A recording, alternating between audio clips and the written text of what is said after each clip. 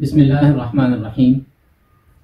ایک مشہور شعر ہے، آپ نے یقیناً سن رکھا ہوگا، ہمارے لہجے میں یہ توازن بڑی صعوبت کے بعد آیا۔ ہمارے لہجے میں یہ توازن بڑی صعوبت کے بعد آیا، کئی مزاجوں کے دشت دیکھے، کئی رویوں کی خاک چھانی۔ یہ بالکل حقیقت ہے کہ انسان کے مزاج میں توازن کے لیے، انسان کے لہجے میں توازن کے لیے بڑی صعوبت اٹھانی پڑتی ہے۔ آج ہم اپنے معاشرے میں دیکھتے ہیں کہ لوگ بات بات پر بے قابو ہو جاتے ہیں، چھوٹی چھوٹی باتوں پر لوگوں کے جذبات بھڑک جاتے ہیں، اور سچ تو یہ ہے کہ ہمارے معاشرے کو اگر ایک جذباتی یا نفسیاتی مریض معاشرہ کہا جائے تو بیجا نہیں ہوگا۔ یعنی سب سے آسان کام ہے لوگوں کے جذبات سے کھیلنا، لوگوں کے جذبات کو بھڑکانا، یہ سب سے آسان کام ہے آج کے معاشرے میں۔ غصہ ایک ایسی بیماری ہے جو انسان کو اندر سے کھا جاتا ہے، اور غصہ ایک ایسی بیماری ہے جس کی وجہ سے انسان کی خاندانی زندگی، انسان کی سماجی اور معاشرتی زندگی تباہی کے دھانے پر پہنچ جاتی ہے۔ اور یہی وجہ ہے کہ آقا نامدار حضرت محمد صلی اللہ علیہ وسلم نے غصے سے بچنے کی خاص ترغیب ارشاد فرمائی۔ ایک مرتبہ ایک صحابی حضور صلی اللہ علیہ وسلم کی خدمت میں حاضر ہوئے اور انہوں نے عرض کیا کہ یا رسول اللہ صلی اللہ علیہ وسلم، مجھے کوئی نصیحت فرمائیے اور مختصر نصیحت فرمائیے، عز و اوجز، نصیحت فرمائیے اور مختصر نصیحت فرمائیے۔ حضور صلی اللہ علیہ وسلم نے ایک لفظ میں اپنی نصیحت کو مکمل فرمایا۔ آپ نے فرمایا لا تغضب، غصہ مت کرنا، غصہ چھوڑ دو۔ وہ صحابی شاید تھوڑے حیران ہوئے کہ اتنی مختصر نصیحت، لہٰذا انہوں نے عرض کیا کہ مزید بھی کچھ فرمائیے۔ حضور علیہ الصلوۃ والسلام نے پھر یہی جملہ ارشاد فرمایا کہ لا تغضب، غصہ نہ کرنا۔ انہوں نے تیسری مرتبہ جب یہی درخواست کی کہ مزید بھی کچھ ارشاد فرمائیے، تو تیسری مرتبہ بھی حضور علیہ الصلوۃ والسلام نے یہی ارشاد فرمایا کہ غصہ مت کرنا۔ اب آپ اس حدیث پر غور فرمائیے کہ غصے سے بچنا کتنا ضروری ہے نگاہ مصطفیٰ صلی اللہ علیہ وسلم۔ اور حدیث شریف میں یہ بھی آتا ہے کہ بہترین گھونٹ جو انسان پیتا ہے وہ غصے کا گھونٹ ہے۔ اس لیے ایک مسلمان کو یہ کوشش کرنی چاہیے کہ وہ اپنے غصے پر قابو پائے۔ غصے کے ہاتھوں میں کھیلنا اور غصے کے ہاتھوں پہ قابو ہو جانا یہ ایک مسلمان کا شیوا نہیں ہے۔ اب یہاں یہ سوال پیدا ہوتا ہے کہ غصے پر قابو کیسے پایا جائے؟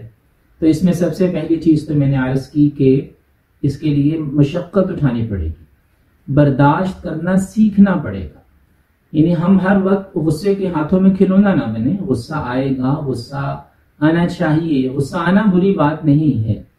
یعنی قرآن مجید میں یہ نہیں فرمایا گیا کہ تمہیں غصہ آنا ہی نہیں چاہیے، بلکہ اللہ نے قرآن میں فرمایا کہ والکاظمین الغیظ، غصہ آئے گا لیکن میرے پسندیدہ بندے وہ ہیں جو غصے کو پی جائیں گے۔ لہذا غصہ آنا بری بات نہیں ہے، آپ غصے کو روک نہیں سکتے، یہ فطرت کا ایک تقاضا ہے، جیسے فطرت کے دوسرے تقاضے ہیں بھوک لگنا، پیاس لگنا، گرمی سردی، تھکاوٹ۔ اسی طرح غصہ بھی فطرت کا ایک تقاضا ہے۔ ایک صحت مند، سمجھدار، عقل مند انسان کو غصہ آئے گا، غصہ آنا چاہیے، لیکن غصہ آنے کے بعد انسان کی شخصیت اور اس کے کردار کا پتہ چلتا ہے۔ اگر تو وہ غصے کے ہاتھوں میں کھلونا بن گیا تو اس کا مطلب یہ ہے کہ اس کی تربیت نہیں ہوئی۔ لیکن اگر غصہ آنے کے بعد یہ غصے پر قابو پاتا ہے اور غصے کو کنٹرول کرتا ہے، اپنے غصے کی آگ کو بجھانے کی کوشش کرتا ہے، تو اس کا مطلب یہ ہے کہ یہ ایک تربیت یافتہ اور سمجھدار انسان ہے۔ تو سب سے پہلے تو مشق کرنی چاہیے غصے پر قابو پانے کی، غصے کو دبانے کی، غصے کی آگ کو بجھانے کی۔ اور دوسری چیز یہ ہے کہ غصے کی حالت میں کوئی رد عمل نہ دے۔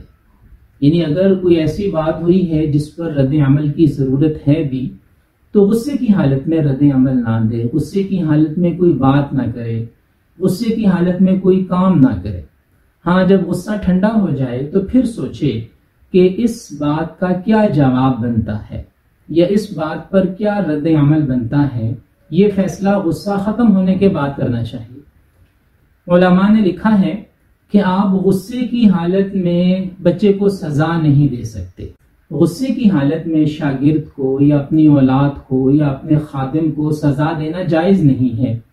اس کی وجہ یہ ہے کہ غصے کی حالت میں سزا دینا تربیت کے لیے نہیں ہوتا، بلکہ غصے کی حالت میں سزا دینا یہ تو اپنے غصے کی آگ کو بجھانے کے لیے ہوتا ہے، غصہ نکالنے کے لیے ہوتا ہے، اور غصہ نکالنے کے لیے کسی ذی روح کو سزا دینا یہ شرعاً جائز نہیں ہے، یہ ظلم کے زمرے میں آتا ہے۔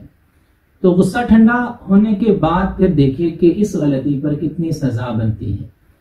تو دوسری چیز یہ ہوئی غصے پر قابو پانے کے لیے کہ انسان غصے کی حالت میں کوئی رد عمل نہ دے، زبان سے کوئی بات نہ کرے، اپنے عمل سے غصے کا اظہار نہ کرے، بلکہ غصہ ٹھنڈا ہونے کے بعد سوچے کہ اب کیا کرنا چاہیے۔ اور تیسری چیز جو حدیث شریف میں آئی ہے کہ اعوذ باللہ من الشیطان الرجیم پڑھے، کیونکہ غصہ شیطان کی طرف سے ہے اور غصے کی حالت میں شیطان سے پناہ مانگنی چاہیے، اللہ کی پناہ میں آنا چاہیے۔ چوتھی چیز یہ ہے کہ غصے کی حالت میں وضو کرے، کیونکہ غصہ ایک آگ ہے اور آگ کو پانی سے بجھایا جا سکتا ہے، اس لیے یہ نسخہ تجویز کیا گیا کہ جب انسان کو غصہ آئے تو انسان وضو کرے۔ اور پانچویں چیز یہ ہے کہ جب انسان کو غصہ آئے تو انسان اپنی حیت کو تبدیل کر لے۔ حدیث شریف میں یہ نسخہ آیا ہے کہ جب غصہ آئے تو انسان اپنی حیت کو تبدیل کرے، کھڑا ہے تو بیٹھ جائے، بیٹھا ہے تو لیٹ جائے، مجلس بدل لے، نشست بدل لے۔ اور ماہرین نفسیات کا اس بات پر اتفاق ہے کہ غصے کی حالت میں اس سے بہتر نسخہ اور کوئی نہیں ہو سکتا۔ یہ جو نبی پاک صلی اللہ علیہ وسلم نے فرمایا کہ اپنی حیت کو بدل لے، اپنی حالت کو تبدیل کر لے، یہ غصے کا بہترین علاج ہے۔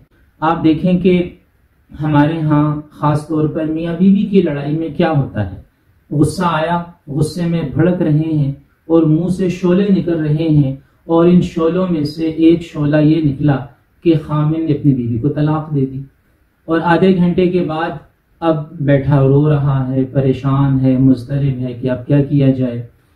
تو یہ دیکھیے کہ یہ ایک غصے کے بدترین اثر کا ایک اظہار ہے کہ آدھے گھنٹے کے اندر اسے یہ احساس ہو گیا کہ یہ میں کیا کر بیٹھا ہوں۔